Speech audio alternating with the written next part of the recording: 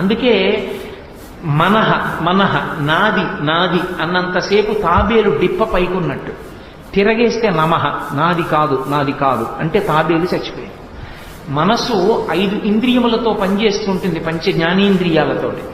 ఆ 4 కాళ్ళు ముఖం బయట పెట్టి తాబేలు తిరిగినంతసేపు మనహ, తిరగేస్తే నమః నాది కాదు. నాది కాదంటే భగవంతుడిది. మనహ నాది నాది అన్నంతసేపు అహంకారం. కాబట్టి పైన డిప్ప చాలా కఠినమైనదై వహించగలిగినదై దాని వలన తనకి దెబ్బ తగలనిదైనటువంటి ప్రాణి, నీటి యందు తాను ఉండి వహించగలిగినటువంటి ప్రాణి తాబేలు ఒక్కటే. అందుకే ఆయన కూర్మ రూపాన్ని ధరించాడు.